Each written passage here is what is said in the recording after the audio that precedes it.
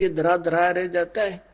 मालिक ने जो देना है वो अवश्य देगा, कर्म अवश्य करना पड़ेगा। कर्म करो, कर्म के बिना तो ये शरीर व्यर्थ हो जाएगा, क्योंकि इस बॉडी का जो कंस्ट्रक्शन है, इस परमात्मा ने यह बॉडी बनाई इसलिए शरीर मनुष्य का कि इस पर मेहनत जरूर करनी चाहिए, नहीं तो ये व्यर्थ हो जाएगा, ये तो कंडम हो जाएगा, बेकार है तो माटी का पुतला। तो इसलिए मालिक ने इसको ऐसा बनाया, कोई ना कोई प्रयत्न क्रिया कर्म करते रहो, इसमें रोग भी कम होंगे उससे।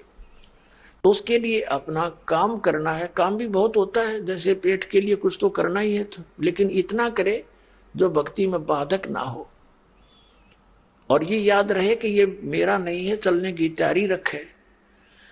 तो इस प्रकार फिर हम ये व्यर्थ के जो प्रयत्न करते हैं, समय व्यर्थ करते हैं, उसको भक्ति और परमात्मा के गुणगान में करेंगे। और हमने इसमें सबसे ज्यादा गलती क्या कर रखी है, अपनी परंपराएं बढ़ा दी। जैसे लड़की का विवाह या लड़के का विवाह करते, इसमें हम ड्रामा करते हैं, विवाह नहीं करते। सांग करते हैं, डीजे लाते हैं, नाच करते हैं, दारू पीते हैं, कोई बात है या? बच्चों का विवाह तो भगवान ने कर रखा होता है, हम तो बकवाद करते बेमतलब की। एक व्यक्ति अपनी लड़की के लिए लड़का खोजने के लिए 4-4 साल लगा रहता है, नहीं होता संयोग, और परमात्मा चाहता है 2 मिनट में कर देता है। तो फिर हमारे सारे काम भगवान से होंगे, और उसके हाथ में संस्कार जोड़ने और तोड़ने। तो हम अब भगवान के बच्चे हो गए, उसने हमारी भी चिंता और हमारे बच्चों की भी चिंता, तो सारे काम आप होंगे। इस प्रकार हमने ये ब्याह के अंदर बिल्कुल खर्च नहीं करना, ये कोई नियम प्रतिबंध ना मानना। प्रतिबंध तो उनके लिए, बच्चों के लिए जो अभी अबोध है, फिर ज्ञान से अपने आप हो जाएगा। बेटी को भी ये विश्वास होना चाहिए कि मैं जहां रहूंगी भगवान मेरे साथ रहेगा, और जो मुझे भाग्य में है वही मिलेगा। यदि मैं पीछे से लेने की आस रखूंगी तो भगवान का हाथ उठा रहेगा कि तू उधर से ले ले। तो अब एक पिता अपनी पुत्री को कितना दे सकता है? क्या आजीवन का खर्चा दे सकता है? वो सपने में नहीं दे सकता, पुत्र का नहीं दे सकता, बेटी तो बहुत दूर की बात है। तो अपनी बेटी को ये विश्वास दृढ़ करे, ये ज्ञान समझावे कि बेटा भगवान साथ है तो सब कुछ साथ है तेरे, कोई काम नहीं रहेगा, किसी चीज की अभाव नहीं रहेगा, ये सत्कर मान ले। और फिर ये ऋण, एक दूसरे का ऋण मुझता हम किसी से लेते हैं तो उसका संस्कार हमारे साथ आ गया, फिर उसको देने के लिए फिर वापस यहां मरना पड़ेगा, खपना पड़ेगा। अब कोई रिश्वत लेता है, अब बालक है वो अनजान, उसको पता नहीं तू क्या जुल्म करने जा रहा, कितना अपने वजन सिर पे रख लिया।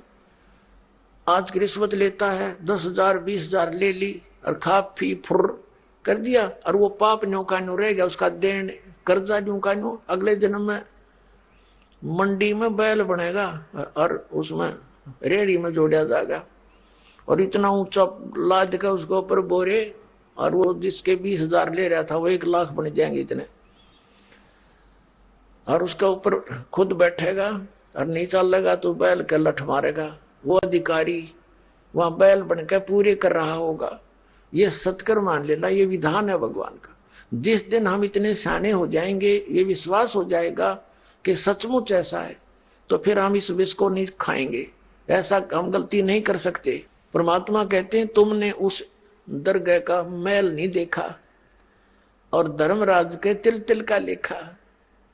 एक एक पाई का हिसाब है वहां पर, एक एक नए पैसे का हिसाब भगवान के दरबार में। इस बात से परिचित बच्चा फिर कभी इस पंगे में पांदे को ना, इस लफड़े में नहीं पड़ेगा, और उसको डर लगेगा। और फिर कि देखो कितना प्यार बढ़ेगा। इब जैसे त्योहार आते हैं, कोई बात हुई, वो व्यर्थ के खर्चे जुगले इतने तले जाने पड़ेंगे, सूट लड़की के, तीज आएगी हैं, और उसमें फिर मिठाई आइटम से बना करके इतने तो पहुंचाने पड़ेंगे। वो इधर भाग रहा है, वो इधर भाग रहा है। 100 रुपये का घ्योर, मेरे ख्याल में 200 रुपये का खर्चा किराए का, और वो कपड़े भी मतलब कि वो काम आवे नहीं। तो इस तरह की जो हमने ये परंपराएं बना रखी हैं, ये खत्म करनी पड़ेंगी। लड़की के फिर भात आता है, भात के अंदर जिस बेटी के भाई नहीं है, जिस बहन के, अब वो कमरों में बड़बड़ होती है, और भात के सांग होया बताइयो कोई तो कोई आइए। एक ब्याह घर क्या का शुरू हो जाता है, एक बेटी का छोरी का बड़का का हो रहा है, एक घरवाला का शुरू हो गया, बात खातिर तैयारी करेंगे, 3-4 भाई हैं तो इतने दे तो इतने दे, इकट्ठे करो फिर हो जाएंगे, कोई बात है या? तो इस तरह की जो परंपराएं हैं ये हमारी भक्ति बाधक है, और जिन ने ये नाम लेना है भक्ति करनी उनके लिए ये कंपलसरी है, बाकी समाज कुछ करो उसके लिए हमने कोई लेना देना नहीं। फिर जैसे ये त्योहार आते हैं रक्षाबंधन का, अब देख हम कहां पहुंच गए, रक्षा कौन करेगा? भगवान करेगा रक्षा, तो रक्षाबंधन हमने भगवान का करना चाहिए ताकि हमारी रक्षा करे। हम जाओ अपने भाई का रक्षा का सूत्र बांधने, हमारी रक्षा करेगा भाई। अब रक्षा उद्देश्य ना रह रहा कि ये देगा भाई, ये उद्देश्य लेकर जाती है बहनें, ये कोई बात हुई? कहां ले जा छोड़ा। एक बहन कह रही थी कि आपका ज्ञान प्राप्त होने के बाद यह बात सच्ची लगने लगी मुझे। मैं अपने घर गई हुई थी रक्षा बंधन के दिन, अपने भाई का रक्षा बंधन रक्षा सूत्र, उद्देश्य तो बच्चों पढ़े लिखे पता लगेगा, हम पढ़ते थे भी ये भाई मेरी रक्षा करिए इसलिए धागा बांधती हूं। तो मैं इंतजार कर रही थी, भाई बाजार गया था और उसकी दुर्घटना होगी, भाई की शव आया भाई का घर पे, टक्कर मार रोए सारा परिवार। वो रक्षाबंधन भी गया, वो त्योहार भी बाढ़ में गया, और रोना पीटना बुरा हाल हो गया। अब फिर उसको पता चला, वो कहने लगी जब मेरा भाई अपनी रक्षा नहीं कर सका तो मेरी रक्षा कैसे कर देगा? तो उसने दूसरे भाई से कहा कि भाई, जब ज्ञान हो गया उस बेटी ने कि आजा मेरे साथ, तेरी रक्षा भी होगी मेरी भी होगी। भाई उस भगवान के दरबार में नाम ले ले, उसके रक्षा सूत्र बांधेंगे हम अपने भगवान के। कहने का भाव ये है, परमात्मा की शरण प्राप्त होने के बाद इस तरह की दुर्घटनाएं भी टला करती हैं यदि हम नियमित रहेंगे तो। इसी प्रकार जैसे ये त्योहार मनाते हैं दिवाली का, दीपावली, ये किस लिए मनाते हैं? कि भगवान श्री राम सीता जी को लेकर घर लौटे थे, और फिर चलो पहले तो देसी घी के दीप जलाए जाते थे, हवन हो जाता था, वो भी बढ़िया बात थी, लेकिन एक दिन हवन कर देने से बात नहीं बनती। अपना रोज लगावे घी की दीप है, रोज हवन करे वो, और जब सीता जी को घर से निकाला फिर भी मनाओ तुम उसने, फिर भी दिवाली मना रहे हो। सीता तो घर से निकाल दी गई थी जिसके आने की खुशी में, और वो दीप जलाए गए थे और फिर वो निकाल दी करते, वो तो दुखी हुई, वहां जंगल में टाइम पास करा बेचारी ने सह परिवार, और श्री राम घर पे परिवार उसका जंगल में, चाहे राजा के कुछ भी बना रहो, एक छोटे से नगर का राजा अयोध्या का राजा था, चाहे राष्ट्रपति बने जाए पूरी पृथ्वी का, जिसका परिवार कहीं रहा कहीं वो जीव सुखी हो सकता है, और फिर भी दिवाली मनावे और दीप जलावे। तो इस तरह की जो क्रियाएं हैं ये परंपरा है, तो सूझबूझ का कार्य नहीं है। फिर बम छोड़ते हैं त्योहार के दिन, कितना प्रदूषण फैलाते हैं, आग लग जाती है। तो यह परंपरा बनाई तो बच्चे आकर्षित हुए, इसको समाप्त करेंगे धीरे धीरे। और क्या की खुशी, एक भगत कह रहा था, बोला जी नाम लेने के बाद ज्ञान हुआ हमें, और पहली बार त्योहार मनाया हमने अपना। हमने 10 वर्ष हो गए ना दिवाली मना ली, ना तीज त्योहार मनाए, और ना होली मनाई। कारण क्या रहा कि हमारा परिवार है, 5-6 भाई है, मेरे दादा है, उसमें किसी का कोई मृत्यु हो जाती है, कभी हमारे घर में हो जाती है। पिछली बार मेरी बहन विधवा होगी, सारा 1 साल तो फिर मनाना ही नहीं कुछ भी, 1 वर्ष पूरा नहीं हुआ इतना दूसरी घटना घट लेती है। और 10 वर्ष हो गया हमने कोई त्योहार मना के नहीं देखा। फिर कहाँ गई वो दीपावली? और परमात्मा कहते हैं इसे गंदे लोक में, जैसे नानक साहब जी से कहा था कि आप यहाँ खुशी नजर नहीं आते, मायूस बने रहते हो। तब नानक साहब जी ने कहा था, ना जाने काल की कर डारे, किसी विध ढल जा पासावे, अर्जिन आते सरते मौत खुड़क दी, उन्होंने केड़ा हंसावे। एक समय एक लड़के का ब्याह था, पहले दिन डीजे बजा रहे, घर में भी नाचे कूदे, बहन भी उसकी घुड़चड़ी पे उसका जो निकाली हुआ फेरी, वो भी चित्र समाचार पत्र में। अगले दिन विवाह के लिए जा रही थी बारात, वो दुल्हे वाली कार टकरा गई एक टैंकर से, ट्रक से या टैंकर से। 6-7 सदस्य थे, घर के भी थे उसमें 2-3 और वो दुल्ला भी सारे मर गए। अब फिर टक्कर मार मार कर रो रहे हैं, बाल पाट रही, वो बहने पहले दिन जो डांस करे थी, नाचन कूदने फंड कर रही थी। तो परमात्मा कहते ना जाने काल की कर डारे, किस भी ढल जा पासा वे। अर्जुन आते सरते मौत खुड़क दी, फिर क्या किया हंसी, यहाँ पर क्या डांस करें, टाइम पास करो, विवाह करो, बच्चों का संयोग जोड़ दो सिंपल वे से।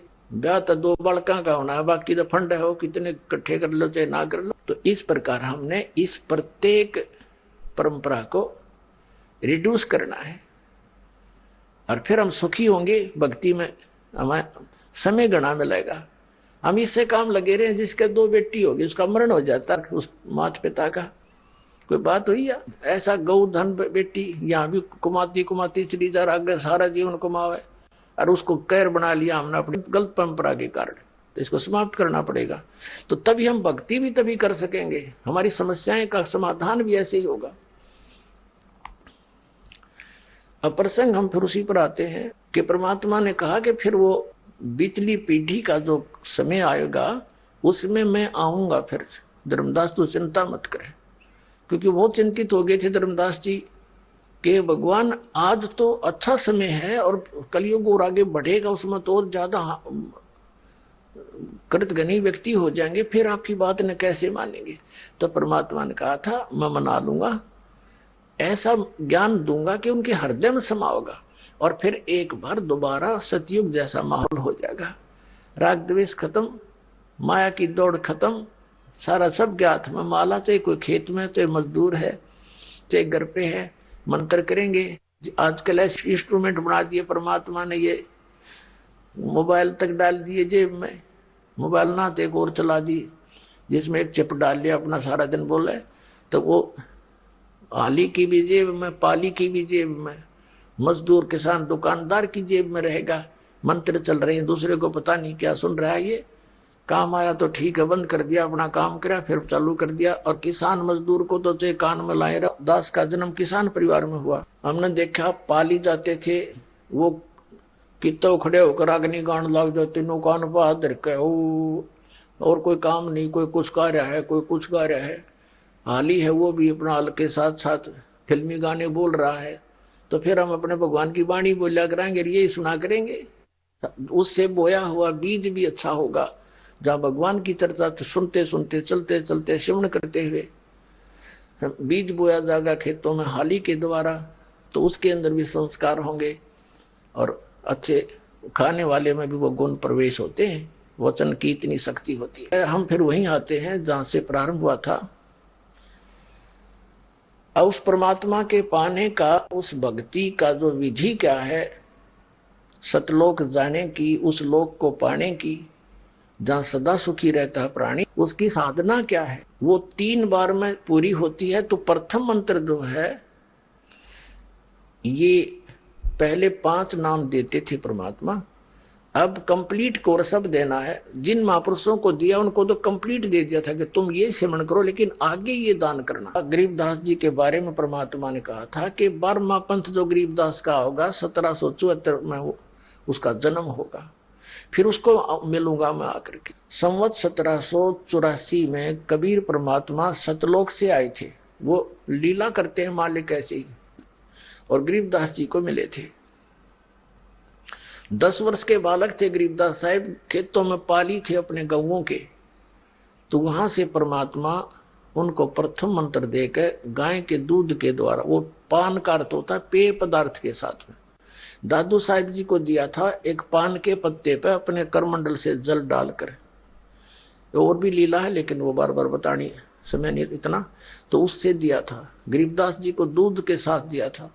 तो अब वो जो परवाना प्रथम है, वो पान परवाना यानी पेय पदार्थ के साथ दिया गया भक्ति का मंत्र, वो पान परवाना कहलाता है। दास आपको जो देता वचनामृत, वचन से उसको बना दिया जाता अमृत, और साथ में मिश्री, ये आपका और प्रथम मंत्र दिया जाता। अब ये 7 मंत्र का देना है। ये 7 मंत्र का क्यों देना है, अब ये कहां प्रमाण है, ये सूक्ष्म वेद के अंदर है। और वो सूक्ष्म वेद परमात्मा ने दोबारा वाणी गरीबदास जी के माध्यम से क्यों उजागर करवाई, क्योंकि उनको मालूम था कि ये काल के दूत कबीर पंथ में कबीर पंथी कवा के उसमें फेरबदल कर देंगे। तो कबीर सागर में बहुत सारा इन्होंने कुछ परिवर्तन करने की चेष्टा की है, जिसने जो अनुकूल लगा वैसे ही फेरबदल कर दिया।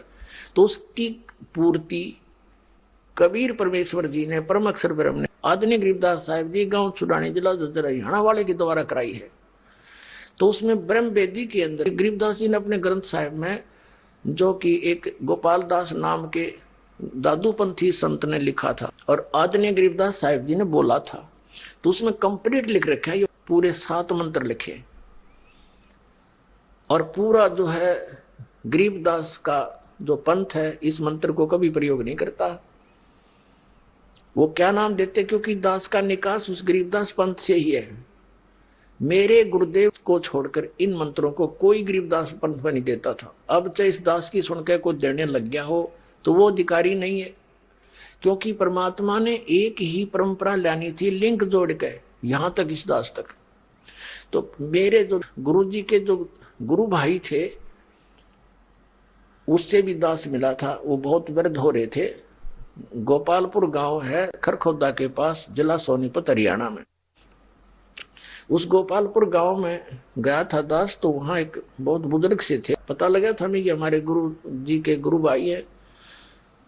उनसे बातचीत हुई, उनसे पूछा आप क्या मंत्र देते हो। वो कहते हैं, उनके शिष्य बैठे थे, उनसे पूछा कि ये देते हैं ओम भगवते वासुदेव नमः, और कीर्तन करते हैं, ज्यादातर वाणी बोलकर कीर्तन करते हैं। ठीक है। फिर पूछा कि दूसरा एक मंत्र और भी देते हैं, वो केवल साधु संतों को देते हैं, जो जिनको वो संत बना देते हैं, कपड़े दे देते हैं लाल। वो क्या मंत्र देते हैं? सोहम मंत्र देते हैं। बस 100 बाहर हम अंदर, 2 भाग करके जाप करना होता है। फिर ये दास गरीबदास पंथ के सभी आश्रमों में लगभग गया, तो वहां भी संतों से डिस्कस की, तो उन्होंने यही बताया कि जो संत बन जाते हैं उनको देते हैं सोहम मंत्र, 100 बार हम अंदर, ऐसे जाप करना। और गृहस्थियों को देते हैं हम ये ओम भगवते वासुदेव। उन जिन्होंने उपदेश प्राप्त था उन्होंने भी बताया, क्योंकि फिर गुरु भाई एक पंथ के हो गया, आपस में डिस्कस कर लेते थे, बता देते थे। फिर उनसे दास डिस्कस करता था कि गरीबदास जी ने ऐसा ऐसा लिखा है कि सोहम ऊपर और है, सत सुकृत एक नाम, वो कौन सा? सोम के ऊपर कोई मंत्र है? कहते नहीं ऐसा कुछ नहीं, और कुछ नहीं, बस इतना ही। हाँ भाई ठीक है। तो मेरे पूज्य गुरुदेव को, क्योंकि परमेश्वर कबीर साहिब से गरीबदास जी को वे मंत्र दिए गए और उनको बता दिया था कि आगे नहीं बताना किसी को, लिखवा दे, सारे लिखवा दिए उन्होंने। तीनों मंत्र लिखवा रखे हैं, सारनाम भी, सतनाम भी और ये प्रथम मंत्र भी। तो उसके बाद फिर गरीबदास जी ने शीतलदास जी को, यह हमारी पूरी गुरु परंपरा है आपके, इसमें भक्ति बोध नामक एक पुस्तक है जो नित्यनेम की बना रखी, इसमें कंप्लीट लिखा हुआ है। परम पूज्य कबीर परमेश्वर जी से उपदेश प्राप्त हुआ आदरणीय गरीबदास साहिब जी को, और पूरा ज्ञान दोबारा मालिक ने, कबीर परमेश्वर जी ने अपना अध्यात्म कंप्लीट कोर्स और ज्ञान गरीबदास जी के द्वारा दोबारा प्रकट करवाया, उजागर करवाया। तो गरीबदास जी ने दिया संत श्री शीतलदास जी को। शीतलदास जी का आश्रम है गांव बराना, जिला झज्जर, पहले रोहतक था। और शीतलदास जी ने दिया संत ध्यानदास जी को, ध्यानदास जी ने दिया रामदास जी को, रामदास जी ने दिया संत ब्रह्मानंद जी को। अब ब्रह्मानंद जी से फिर आनंद शुरू हो गए सभी, जैसे इनका क्रोथा के अंदर एक छतरी है इनके नाम की। और फिर श्री ब्रह्मानंद जी से संत जुक्तानंद जी को मिला, संत जुक्तानंद जी से संत गंगेश्वरानंद जी को मिला। बाजितपुर दिल्ली में इनका आश्रम है। और संत गंगेश्वरानंद जी से संत चिदानंद जी, पंडित चिदानंद जी महाराज को मिला। ये पंडित क्यों कहलाए चिदानंद जी? ये वैसे जाट कुल में जन्म था इनका, लेकिन ये काशी विद्यापीठ से पढ़कर 4 विषय के आचार्य बन गए थे, इसलिए पंडित चिदानंद नाम से जाने जाते। और श्री चिदानंद जी से मेरे पूज्य गुरुदेव जी संत रामदेवानंद जी को ये नाम मिला, उसने फिर इस दास को दिया। तो ये कड़ी बनी आई थी। केवल इस परंपरा में गरीबदास जी को कबीर साहब ने हिदायत दे दी थी कि केवल एक संत सिलेक्ट करना जो मैं संकेत करूंगा तुझे। तो उसी प्रकार शीतल दास जी को कंप्लीट कोर्स दिया था और उसको हिदायत दे दी थी कि आगे किसी को नहीं बताएगा, बस वाणी का पाठ और ये नित्यनेम बताते रहना, और कोई जपे तो पहला मंत्र देना, बस। ऐसे ही चलता चलता आया था। तो मेरे पूज्य गुरुदेव जी ने इस दास के अतिरिक्त ये मंत्र किसी को नहीं दिए थे। ये केवल पहला मंत्र देते थे, उसमें भी प्रथम मंत्र नहीं देते थे। 7 मंत्रों में से 6 देते थे, फर्स्ट नहीं देते थे। अब कारण क्या था?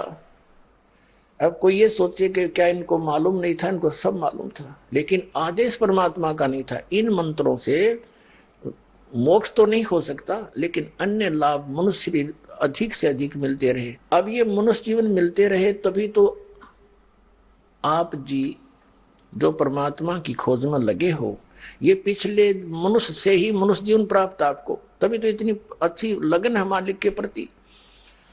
तो अब ये आपको ये नाम मिल जाएगा, कंप्लीट कोर्स, आपका कल्याण होगा। तो इसलिए छुपा के रखना था। अब ये कंसेप्ट क्लियर किया जा रहा है कि परमात्मा के पाने की विधि कौन सी है, वो साधना क्या है। प्रथम मंत्र पान परवाना, इसमें अब 7 मंत्र हो गए जो आपको दिए जाते हैं, और इनमें से 5 नाम देने के लिए कहा था अन्य को। तो धर्मदास जी ने अपने वंशजों को यही 5 नाम दिए थे, जो करने नो दीदार महल में प्यारा है एक शब्द है, उसके फर्स्ट में अभी आपको बताया था। और कबीर साहब जी ने, जो धर्मदास जी का पुत्र था चूड़ामणि जी, जिसको मुक्तामणि नाम से भी जाना जाने लगा, उनको भी नाम दिया। जब ये 5 नाम दिए थे और 5 नाम देने के लिए आगे आदेश दिया था, तो मुक्तामणि जी ने वो 5 नाम का ही उपदेश देना शुरू किया अपने वंशजों को, और भी कोई लेने आया उनको भी। फिर 6ठी पीढ़ी में जो संत आए, उनको कोई अन्य व्यक्तियों ने इस बात पर टोका टाकी कर दी कि भी तुम कहो तो सतपुरुष की पूजा करनी, इन देवताओं की भक्ति हमने नहीं करनी, और भक्ति दे रहे हो तुम इन्हीं की।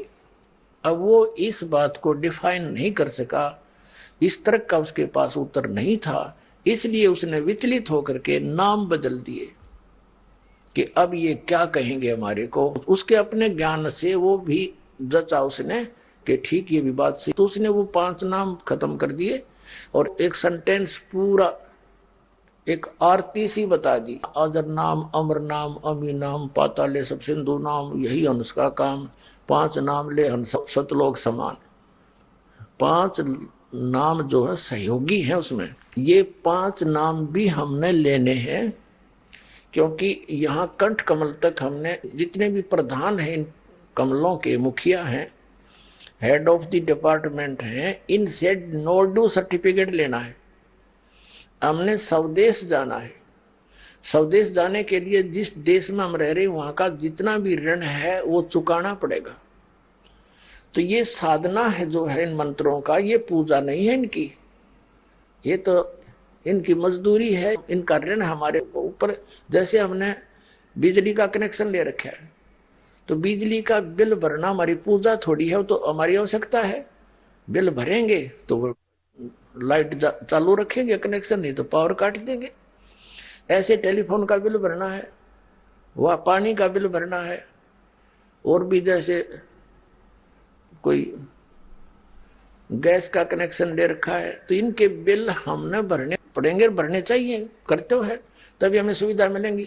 तो इन ब्रह्मा विष्णु महेश के इन नामों की कमाई है, ये साधना है।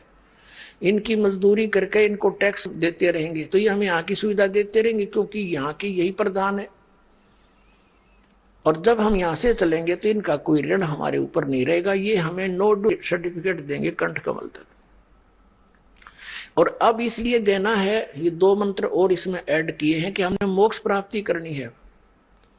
पहले केवल मनुष्य जीवन ही प्राप्त कराना था इस प्राणी को, ताकि यहां तक आ जावे, भक्ति की आस्था बनी रहे इसकी, और उनसे संसारिक लाभ इनको मिलते रहते हैं। तो फिर हम जब यहां पहुंच जाएंगे, कंठ कमल यहां है, वो कमल बैक में, तो यहां तक समझो मूल कमल में गणेश जी, फिर स्वाद कमल में ब्रह्मा और सावित्री जी, नाभि कमल में विष्णु और लक्ष्मी जी, हृदय कमल में पार्वती और शिव जी, और कंठ कमल में श्री देवी दुर्गा जी। तो यहां तक जो इन 5 नामों का मंत्र की कमाई आपको यहां से बरी करावेगी, वहां तक आपको फ्री कर देगी। जब आप संसार छोड़कर चलोगे तब पता लगेगा इसका। तो जब आप चलोगे तो अपने आप आपके 9 सर्टिफिकेट होंगे, आपका पासपोर्ट होगा, क्योंकि आपने उपदेश ले रखा है सतनाम का। तो सतनाम जो 2 अक्षर का है, गीता जी अध्याय नंबर 17 के श्लोक नंबर 23 में ओम तत्सत इति निर्देश है ब्रह्मण त्रिवेद समर्थ है। अब सतनाम का काम शुरू होगा जब हम कंठ कमल से आगे चलेंगे, त्रिकुटी पर पहुंचेंगे। त्रिकुटी इज द इंटरनेशनल एयरपोर्ट। त्रिकुटी अंतरराष्ट्रीय हवाई अड्डा समझ लो यहां के लोग का। तो त्रिकुटी पर जाकर के जिसने भी जहां जाना होता है, जिस भी इष्ट की पूजा कर रखी है, जिसने साधना कर रखी है, वहां से फिर वहीं जाएगा, वहां से कोई फेरबदल नहीं होगी उसकी। तो त्रिकुटी पर जाकर, जैसे गीता अध्याय नंबर 18 के श्लोक नंबर 66 में कहा कि सर्वधर्मान परित्यज माम एकम शरणम व्रज अहम तवा सर्व पापे मोक्ष्यामि मा शुच। अब ये गीता ज्ञानदाता कहता कि अर्जुन, तो मेरे सत्र की जो पूजाएं हैं, वो कौन कौन सी पूजाएं इसकी? एक तो ओम नाम की, एक 5 यज्ञ करते हैं हम। एक यज्ञ है धर्म की, जैसे यहाँ भंडारे चलते हैं, आप दान करते हो, उसका सब बहन भाइयों को भंडारा किया जाता है। दुखी प्राणी आते हैं, भगवान की अच्छी आत्मा यहाँ आती है, तो इनको खिलाया हुआ अन्न, दान, भोजन बहुत लाभ देता है। वैसे तो भोजन राह चलते व्यक्ति को कोई भी द्वार पा जा, चाय पानी भोजन दूध अवश्य कोशिश करे पिलाने खिलाने की, उससे भी पुण्य होता है। लेकिन ये अलग पुण्य है। जैसे एक तो पशु पालते हम, एक तो गाय है बगैर दूध वाली, वो भी कोई बुरी नहीं है, तो और एक दूध वाली, तो दूध वाली को हम अलग से आहार देते हैं। तो उसको आहार जो देते हैं वो बेनिफिट देती है, दूध देती है, और आहार हम दूसरी को भी खिलाते हैं, वो कुछ नहीं दे पाती। तो इस प्रकार हमने ये समझ लो कि जो संत भक्तों को खिलाया जाता है तो उसका प्रतिफल मिलता है शीघ्र, ऐसा समझो। तो ये धर्म यज्ञ है। अब लाभ तो उनसे भी होता है जो आम प्राणी को हम भोजन कराते हैं, आने वाले को, वो भी बहुत पुण्य है। भूखा भोजन देते हैं, पहुंचेंगे भगवान, उसका भी पुण्य है। तो कहने का भाव यह है कि एक तो धर्म यज्ञ, ये भंडारे करते हम अपने यहाँ विधिवत, गुरु बिन माला फेरते, गुरु बिन देते दान, गुरु बिन दोनों निष्फल है, चाहे पूछो वेद पुराण। तो इसमें सबसे पहला गुरु होना चाहिए, सतगुरु कहो चाहे गुरु कहो। ये जिनके इनकम्प्लीट नॉलेज है, इसलिए सतगुरु कहना पड़ा उसी को, वैसे गुरु शब्द पर्याप्त है। तो गुरु होना अनिवार्य है, और गुरु भी पूर्ण हो। अब गुरु की पहचान यह अलग विषय बनेगा। गरीबदास जी ने बताया है सतगुरु गुरु की क्या पहचान होती है। कहते सतगुरु के लक्षण कहूं, मधुरे बैन विनोद, और 4 वेद 60 शास्त्र, वो कहे 18 बोध। यानी वो कंप्लीट नॉलेज, स्पिरिचुअल नॉलेज रखता है, वो संपूर्ण अध्यात्म मार्ग ज्ञान रखता है, वो सभी वेदों गीता पुराणों का ज्ञान रखता है, वो सतगुरु समझ लेना। ये तो फर्स्ट पहचान है उसकी। और दूसरी पहचान गीता जी अध्याय नंबर 15 के श्लोक नंबर 1 में कही है कि उल्टा लटके संसार रूपी वृक्ष को जो कंप्लीट विभागों सहित बताता है, सवेदवित, वो तत्वदर्शी संत है। जैसे परमेश्वर ने स्वयं ये ज्ञान बताया था 600 वर्ष पहले, तो ये तो है तत्व ज्ञान, और उसको जो जानता है वो सतगुरु है। परमेश्वर ने बताया था कि अक्षर पुरुष एक पेड़ है, निरंजन वाकी यानी सर पुरुष वाकी डार, और तीनों देवा शाखा है, ये 5 रूप संसार। परमात्मा ने स्वयं बता रखा है सच्चिदानंद घन की वाणी को, और उसके अनुसार शास्त्र अनुसार जो ज्ञान देता है वो सदगुरु है। तो वो ज्ञान इस दास को प्राप्त हुआ। इस दास ने 1994 से इसको बताना शुरू कर रखा है, जब से आदेश हुआ था इस नाम के और ज्ञान के देने का। ये सदगुरु की पहचान बताई है कि उल्टे लटके हुए संसार रूपी वृक्ष को जो बता देगा वो तत्वदर्शी संत होगा। जैसे गीता जी अध्याय नंबर 15 के श्लोक नंबर 16-17 में 3 पुरुष हैं। पुरुष माने परमात्मा, प्रभु, ब्रह्म, राम, 3 राम है। एक सरपुरुष ये नासवान ब्रह्म है। अक्षर पुरुष ये 7 संख ब्रह्मांड का मालिक जिसको परब्रह्म कहते हैं। पारब्रह्म अलग है, परब्रह्म अलग है। पारब्रह्म तो है पूर्ण परमात्मा और परब्रह्म नेक्स्ट परमात्मा, नेक्स्ट पर माने दूसरा, जैसे दादा और परदादा। 3 पुरुष है उसमें। गीता अध्याय नंबर 15 के श्लोक नंबर 16 और 17 में। 16 में 2 पुरुषों की जानकारी है, सरपुरुष और अक्षर पुरुष। इनके विषय में कहा कि ये भी और इनके अंतर्गत जितने प्राणी हैं ये सभी नाशवान है। जीवात्मा तो किसी की भी नहीं मरती, वो तो कुत्ते गधे की, मच्छर माखी की किसी की नहीं मरती। उस दृष्टिकोण से बताया कि ये नाशवान है, सरपुरुष भी और अक्षर पुरुष भी। और फिर 17वें श्लोक में बताया है 15वें अध्याय के गीता जी में कि उत्तम पुरुष है तो अन्य वो परमात्मा है उदाहरते। ये लोग तरम अविषय वृत्ति अवैश्वर संसार रूपी उल्टे लटके हुए वृक्ष की जो जड़ है, मूल है, वो ऊपर को है, ऊर्ध्व। वो कौन है? वो परम अक्षर ब्रह्म है और वहां से सबकी उत्पत्ति हुई है। वही तीनों लोकों में प्रवेश करके सबका धारण पोषण करता है। अर्थात पूरे वृक्ष को, पेड़ को जड़ से ही, मूल से ही आहार प्राप्त होता है। यानी सबका धारण पोषण करने वाला भी वो सत्पुरुष ही है, अमर पुरुष है, कबीर साहब है। तो और वही परमात्मा कहा जाता है। परमात्मा का अर्थ है श्रेष्ठ आत्मा, अच्छी आत्मा। अब यहाँ के हाल हो रहा है हमारा, तो यहाँ का मालिक अच्छा हो सकता है? किसी की आंख फूट गई, कोई अंधा फिरा, किसी कैंसर हो रही, बेटा मर गया, किसी को कोई कष्ट है, किसी का कोई हाल कैंसर से दुखी है, कभी फ्लड आ गया तो पूरे के पूरा क्षेत्र मर जाओ, अकाल पड़ गया, मारो टक्कर, एक्सीडेंट हो गए, सारे मर जाओ। तो ये परमात्मा का क्षेत्र है। ये तो काल कसाई का क्षेत्र बताया परमात्मा ने। तो कहते हैं कि वो है परमात्मा, श्रेष्ठ आत्मा, जो कभी दुख नहीं देता, केवल सुख देता है। और वही तीनों लोकों प्रवेश करके सबका धारण पोषण करता है। अब जो प्रसंग चल रहा है कि उस प्रथम सत्र का जो दीक्षा मंत्र दिया जाता है फर्स्ट टाइम, उसके पश्चात हमें सतनाम की आवश्यकता पड़ेगी। सत्रकुटी पर सतनाम 2 अक्षर के मंत्र के नाम की कमाई काम करेगी। एक पहला संत हमने देखा है जो न्यू कहे है नाम की कमाई नहीं करनी चाहिए, और वो यहां तक कहता है कि जो ये कहता है ना नाम की कमाई कर, तू कुछ कर, दान कर, यज्ञ कर, धर्म कर, कहते वो पाखंडी है। देखा कल मारी जा रही नालायक आदमी की। मतलब ऐसे व्यक्तियों को हम संत कह सकते हैं? बट्ठा लग रहा है, नास्तिक बनावे, नुका गुरु पार कर देगा बस। एक धू के शब्द है, धू एक शब्द है, फिर कहा जाता ना सुना जाता। फिर तूने कहां से सुन लिया? हो ना वो कहने का, ना सुनने का, ना वो बोलने का, तो आपने कैसे प्राप्त हुआ? मारे सट्टे। तो ऐसे लोगों ने ये बट्ठा दिया भक्ति मार्ग का। अन्यों का है इस पूरे ब्रह्मांड में, इस ब्रह्मांड में मेरे पास जो वस्तु है किसी के पास नहीं। नाशकरण की वस्तु है तेरे पास, जीवन की बट्ठान की, और इसी की जरूरत बिना किसी ने तेरे पास बनी रहे। वो अपने आत्माओं, सभी जितने भी संत हैं और श्रद्धालु हैं ये पुण्य आत्मा है।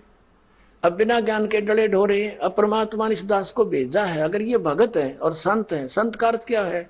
क्या वो खुदा बन गया? वो भी तो परमात्मा के पाने की ही के प्रयत्न में है। अगर भगवान नहीं मिला तो ये कहते हैं उस साहिब के दरबार में उल्टे लटके ये संत और महंत, गधा बना फिरेगा, फिर कहां जाएगी? या फिर इसकी जो आज बना बैठा है ये प्रभु। अब दास जो आपको बता रहा है ये 5 यज्ञ करनी होती है। यज्ञों का जो चल रहा था, 5 यज्ञ है। एक यज्ञ धर्म की, दूसरी यज्ञ ध्यान। अब ध्यान ये हठ योग नहीं है।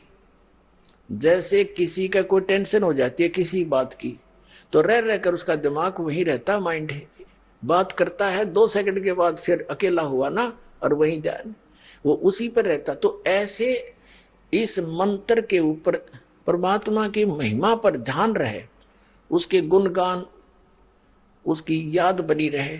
This is meditation. ये सहज ध्यान है कि संसारिक बातों में कम और मालिक पर ज्यादा आपकी सुरती टिकी रहे। That is meditation. संतों का ये सहज ध्यान है, सहज मार्ग है। जैसे आप यहाँ सत्संग में आते हो तो यहाँ आपका ध्यान मालिक में रहता है। ये ध्यान यज्ञ हो रही है। एक यज्ञ धर्म की, दूसरी यज्ञ ध्यान, तीसरी यज्ञ हवन की या देसी घी की जोत जलाई जाती है और सबको सलाह दी जाती है घर घर में अपना जोत जगाओ। पहले हमारे पूर्वज सभी यही किया करते थे।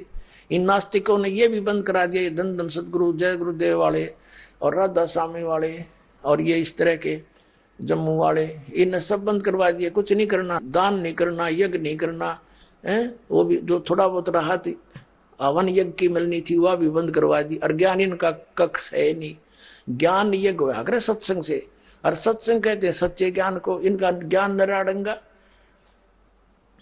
सतलोक में क्या बताते हैं, बोला निराकार भगवान है। एक चतुरता दिखा के बोला प्रकाश उत्पन्न किया परमात्मा ने एक शब्द है, फिर उसमें खुद समा गया जैसे पानी में चीनी हो गया, एक रस लोथड़ा बन गया उदय प्रकाश का। फिर चेतन हो गया, उसको ऊपर फेंक दिया, भगवान आप पे चटक दिया, वो बूंद सी बन गई, बिंदु बन गए, वह बन गई आत्मा।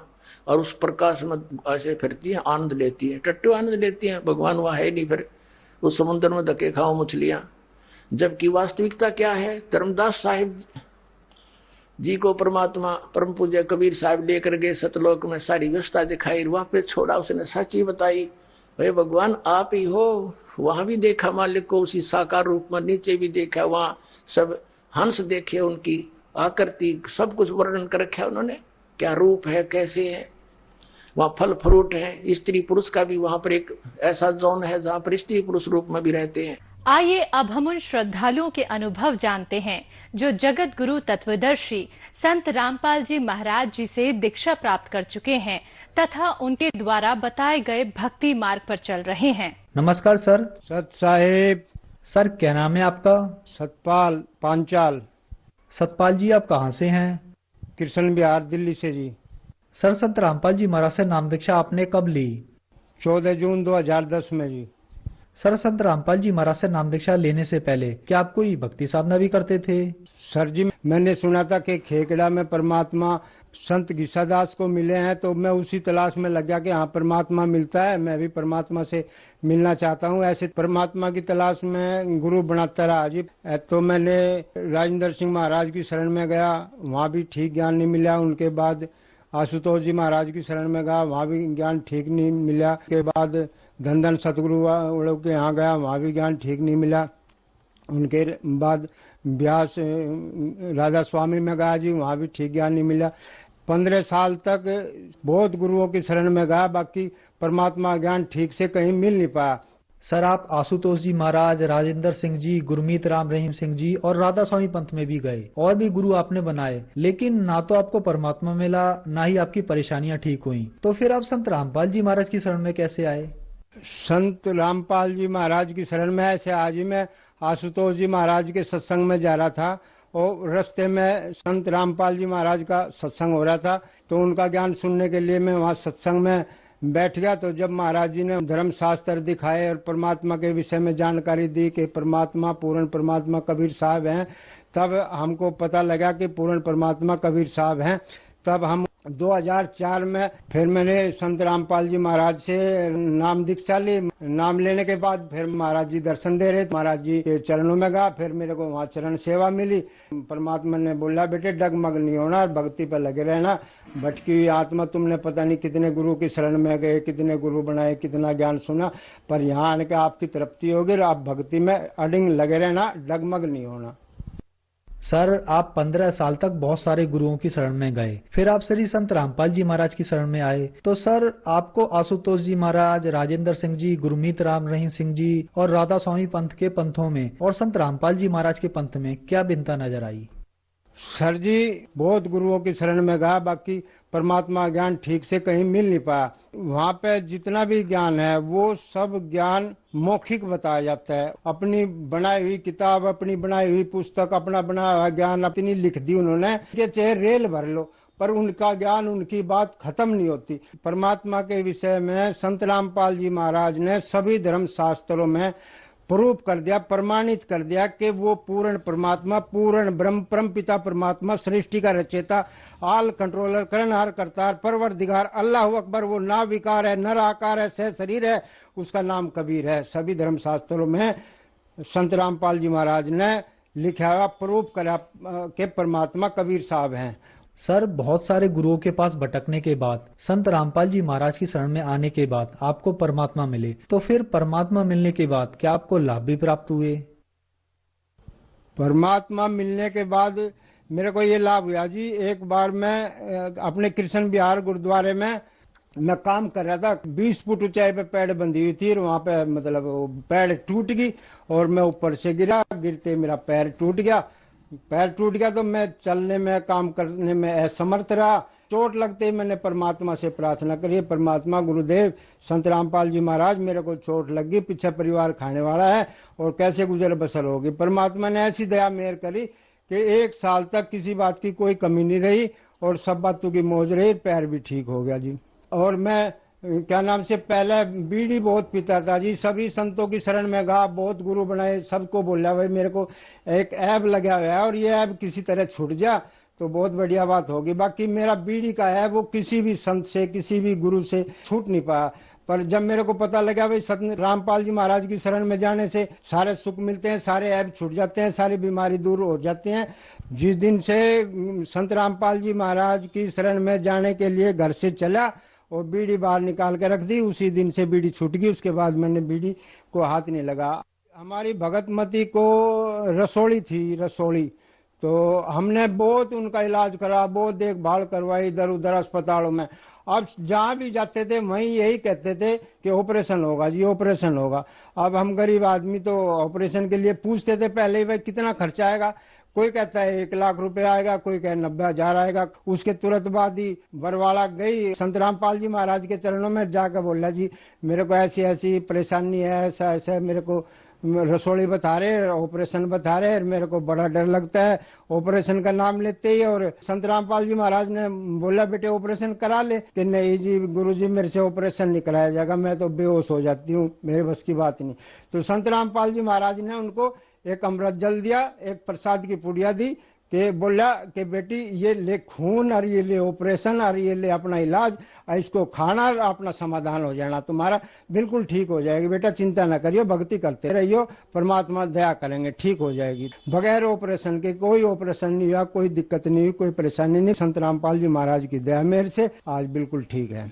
एक बार मैं अपने 3 मंजिल मकान है उसमें रिपेयरिंग करी सारे में, जहाँ भी कुछ रद्दो बदल करनी थी वो करी, जहाँ तोड़ फोड़ करनी थी वो करी। सारे मकान में चैंट होगी। चैंट होने के बाद मैंने सोचा कि भाई सफेदी करा ले तो ये सारा जगह जगह जो टुक्की लग रही ये सब दब जाएंगी। ऐसे मैं प्रोग्राम बना के सफेदी कराऊं।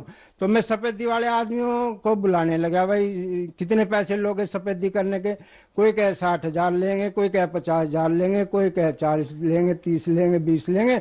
ऐसे होते होते मैंने सोचा मेरे पास तो 10,000 रुपए हैं, कैसे बात बनेगी, कैसे सफेदी होगी। तो ऐसे सोचते सोचते मैंने सोचा मैं अपने गुरु महाराज के चरणों में प्रार्थना लगा ले। और परमात्मा तो बताते हैं पैसे भी बढ़ा देते हैं, काम भी करवा देते हैं, मुकदमे भी फारिग करवा देते हैं, बीमारी भी ठीक कर देते हैं, मुर्दों को भी जिंदा कर देते हैं। तो परमात्मा हमारे ऊपर क्या इतनी रहम नहीं करेगा कि भाई हमारे मकान में सफेदी हो जाए। तो हमने 10,000 12,000 जो भी हमारे पास थे एक तरफ पैसे रखकर कारीगर बुलाकर अपना गांव में से कारीगर बुला और लगा दिया। वो 1 महीना काम करा उसने। 1 महीने में उसकी 400 रुपए दिहाड़ी तय हुई थी। 12,000 रुपए बनते हैं 1 महीने के, और 12,000 रुपए में हमारा सारा सामान भी आ गया, मटेरियल भी आ गया, सफेदी भी होगी। और जो 1 महीना कारीगर ने काम करा काम भी हो गया, उसकी तनख्वाह भी दी गई और सारे मकान का काम बिल्कुल फर्स्ट क्लास हो गया जी। संत रामपाल जी महाराज की दया से सब बातों की मौज हो रही है। सर, जो दर्शक आज आपको देख रहे हैं, आप उन्हें क्या संदेश देना चाहेंगे? संत रामपाल जी महाराज की शरण में जाने से सारे सुख होंगे। और उनका सत्संग सुनो, उनकी पुस्तक पढ़ो और उनका ज्ञान सुनो और उनसे नाम दीक्षा लो। और नाम दीक्षा लेने से जैसे हमें सब सुख हुए ऐसे आपको भी सुख होंगे। सर, संत रामपाल जी महाराज से नाम दीक्षा कैसे ले सकते हैं? संत रामपाल जी महाराज से नाम दीक्षा टीवी पे सत्संग आते हैं जी। नीचे एक पट्टी चलती है, उस पट्टी में फोन नंबर होते हैं। वो फोन नंबर आप अपने पास लेके फोन करो तो आपको जहां आप रहते हैं वहां का एड्रेस बताओगे तो वो आपको नजदीकी नामदान केंद्र बताएंगे। आप वहां जाकर नाम दीक्षा लो और अपना कल्याण कराओ। धन्यवाद सर। सत साहिब।